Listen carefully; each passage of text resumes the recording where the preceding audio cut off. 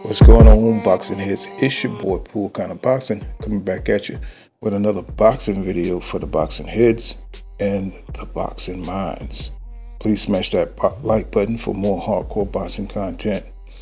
And what we got here is Boots Ennis. You know what I'm saying? He exposes Bud Crawford for the lie he told on the Gillies Podcast. If you remember the podcast, Bud Crawford and Boots were going at it about, you know what I'm saying, the fight they're supposed to have. And Bud Crawford, you know what I'm saying, at first he had like Boots never called them out. Boots said he called them out in 2018. And Bud Crawford's like, when? You know what I'm saying, when did you ever call me out? And of course, everybody at the interview with Bozy Ennis, remember, Boots Ennis calling Crawford and Errol Spence Jr. out. So, you know, that's a lie by Bud Crawford right there. Like, you know what I'm saying, he, like everybody else in the boxing world, heard Boots call out Crawford and Spence. You know what I'm saying? But Bud Crawford act like he didn't hear it, right? So he went on to fight David Avanesian instead of Boots Ennis. So that's the first lie that Bud Crawford is caught up in, right? So then, you know, they asked Boots, you know what I'm saying, what happened? So, I mean, they asked Bozy Ennis what happened. So Bozy Ennis says he got a call by Blue Blood, and Blue Blood said he had a good deal for him. And he said that could he call like Zab Judah in the head of Blk Prime.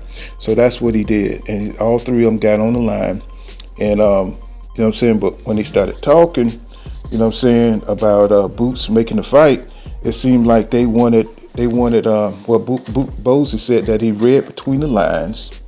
And they looked like they wanted to be Boots' promoter instead of just signing like a little deal or something like that. And he said he read between the lines. He told him that he was with Showtime and that they had to call Stephen Espinoza and set it up. So looked like they was trying to go behind Showtime back to get Boots Ennis, you know what I'm saying, to sign with them, which is illegal. But, you know what I'm saying, he brought in, Bozy brought it to Stephen Espinoza attention, right? And so they called Stephen Espinoza, you know what I'm saying, I guess to save face, you know what I'm saying, in my opinion, you know what I'm saying, so to make it look like it wasn't what it was. And of course, nothing came of that because they couldn't get the man to make the deal, right? So Stephen Espinoza said they wasn't really talking about nothing, and they never really got back with him, you know what I'm saying, because they're supposed to go and set everything up, and they never did get back with Stephen Espinoza. So that was like the last that they heard of the situation until the day they start talking about it on Gillies Podcast, right? So, of course, Bozy told them, you know what I'm saying, before they even called Espinoza that they really wanted to fight. You know what I'm saying? They wanted to fight bad. So, you know, it is what it is, you know what I'm saying? You know, they tried to go behind Showtime back, you know what I'm saying, to get a deal with Boots Ennis, right? And it just blew up in their face, you know what I'm saying? And Crawford is acting like he don't know shit about it.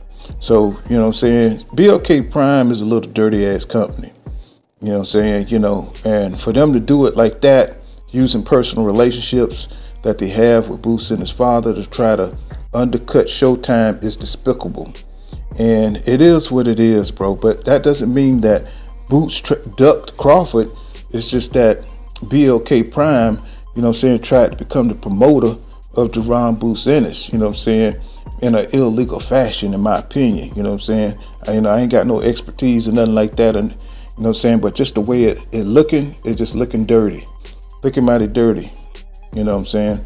So, you know, he just cleared the air on that, and they asked him why did he go the IBF route, and you know what I'm saying, Bozy Ennis just told him, say, look, you know what I'm saying, he was guaranteed a spot in the fight, Errol Spence Jr. under the IBF to become the interim champion. He didn't have that possibility with the WBO. And plus, you know what I'm saying, Bud Crawford, you know what I'm saying, isn't going to fight Jaron Boots Ennis. He's going to mess around just like he did with Errol Spence Jr., who jumped out in negotiation to fight David Avanesian. So what do you think he's going to do with Boots? He's going to do the same damn thing, right? So they already knew that Terrence messing around with Terrence Crawford was wishy-washy. You know what I'm saying? There's no guarantee under the WBO that you're going to be a mandatory. You could be the number one contender, but there's no guarantee that you're going to be the mandatory. Like in the IBF, they honor their number one contenders. They honor the interim belts. You know what I'm saying? They make the champion fight their mandatories, unlike the WBO. You know what I'm saying? They do it sometimes. It's the top rank belt, whatever Bob wants belt. So, you know what I'm saying? They decided to go to IBF because it's a more honorable sanctioning body that honors their contenders, and they're more straightforward in dealing. So, and it makes sense to me. So people want to act like they don't know that about the WBO, and they don't know how Terrence Crawford, you know what I'm saying, is indecisive in making these fights. They want to act like that's not happening. And then, you know, who's going to go to Blk Prime, right, instead of Showtime? Showtime is a bigger deal. It's a better deal, right? And they got more money. So, you know what I'm saying, you know, you're not going to jump out of the big leagues to go down to the minor leagues, right? And so, you know, Boots Ennis, you know what I'm saying, he's trying to make big moves. He's not trying to go backwards. And, you know, Terrence Crawford know that. They know what they were doing. They just wanted to make it look like, put a facade on, like they was making him an offer, just like Canelo made Bivol that little shitty offer. And even though Bivol beat him. So, you know what I'm saying, as long as you're in a higher position of power, you know what I'm saying, you could play these little games and stuff so you can make yourself look good. But we all know that Terrence Crawford is not fighting no damn Boots Ennis. That's too low. That's too high of a risk and too low of a reward, and he might lose that fight. So it is what it is, you know what I'm saying. But good luck to Boots Ennis in his fights with Veal coming up, and you know what I'm saying, Bozy Ennis. You know, this just shows you this is more BS from Bud Crawford and his camp and people. But this has been Pool Kind of Boxing. Make sure you smash that like button, subscribe to my channel for more hardcore boxing content. Peace.